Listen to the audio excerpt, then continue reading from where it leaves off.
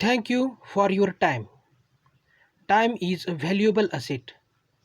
They say that time once lost never comes back. Read the story of mentorship between Mr. Belsar, an old man, and Jack, a young boy, and how they gift each other beautiful memories and moments.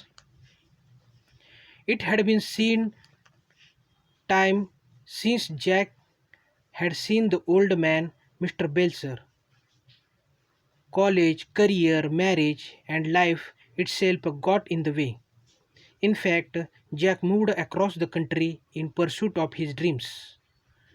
There, in the rush of his busy life, Jack had little time to think about the past and often hardly had any time to spend with his wife and son.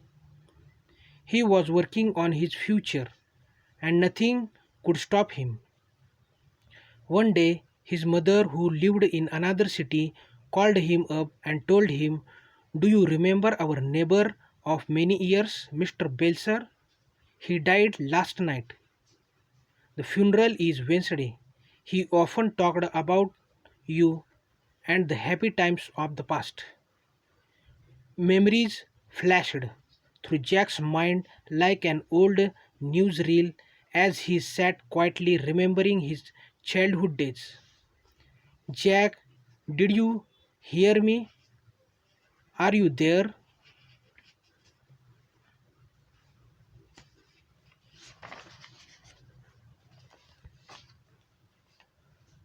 "Oh, sorry, Mom. Yes, I heard you. It's been so long since I met him, though he did cross my mind often. I never thought that he would go away so suddenly," Jack said. "Well, he didn't forget you too. Every time I saw him, I had asked how you are doing. He had reminisced about the many days you spent over his side of the fence. As he put it, Mom told him, "I loved that old house he lived in. What lovely memories I have of those days." "You know, Jack, after your father died, Mr. Belser stepped in to make sure you had a man's influence in your life. He taught you skills and you two were happy to be with each other," she said. "He is the one who taught me not just carpentry but also maintaining quality in work and striving for excellence," he said. "I would not be in this business if it were not for him. He spent a lot of time teaching me things he thought were important." "Mom, I will be there for the funeral," Jack said. As busy as he was, he kept his word. Jack caught the next flight to his hometown. Mr. Belser's funeral was small and uneventful. He had no children of his own, and most of his relatives had passed away. The night before he had to return home, Jack and his mom stopped by to see the old house next door one more time.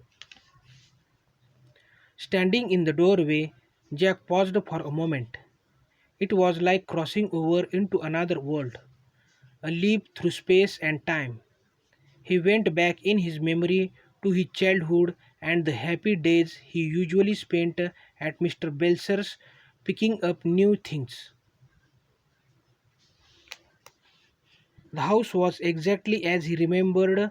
Every step held memories. Every picture, every piece of furniture. Jack stopped suddenly. "What's wrong, Jack?" his mom asked. "The box is gone," he said. "What box?" Mom asked. "There was a small gold box that he kept locked on top of his desk. I must have asked him 1,000 times what was inside. All he had ever tell me was the thing I value the most," Jack said. "It was gone. Everything about the house was exactly how Jack remembered it, except for the box. He figured someone from the Belsar family had taken it. Now I will never know what was so valuable to him, Jack said with disappointment in his voice. I better get some sleep. I have an early flight home. Mom, it is back to the routine. It had been about 2 weeks since Mr. Belser died. Returning home from work one day, Jack discovered a note in his mailbox. Signature required on a package. No one at home. Please stop by the main post office within the next 3 days. The note read. Early the next day, Jack retrieved the package.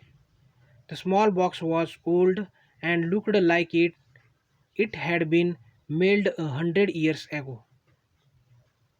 The handwriting was difficult to read, but the re- return address caught his attention. Mr. Harold Belser, it read. Jack took the box out to his car and ripped open the package. There inside was the gold box and an envelope. Jack's hands shook as he read the note inside. Upon my death, please forward this box and its contents to Jack Bennett. It's the thing I valued most in my life. A small key was taped to the letter. His heart racing.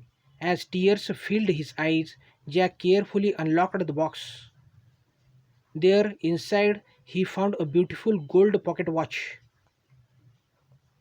Running his fingers slowly over the finely etched casing, he unlatched the cover. Inside, he found these words engraved.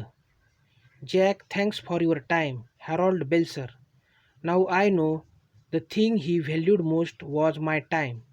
He valued my presence. Jack held the watch for a few minutes and sat shaken, his eyes moist, then called his office and cleared his appointments for the next 2 days. Why? What happened? Is everything okay? Janet, his assistant, asked. I need some time to spend with my wife and son. I also need to make a call to mom, he said. Oh, by the way, Janet, thanks for your time. As he drove back home, he remembered his mother telling him often what we need to gift each other each time and be fully present when together because that is what makes beautiful memories for us. How could he have forgotten that? Jack drove and hummed. When I was a baby, time crawled. When I was a child, time walked. When I became an adult, time ran. When I became old, time flew. Glossary. In pursuit of to follow. Funeral ceremony held after someone's death. Reminisce, remember. Influence, guidance. Strive, work hard. Uneventful, ordinary. Figure, guess. Retrieve, claim. Reap, tear. Etched, engraved. Unlatched, open. Engraved, carved.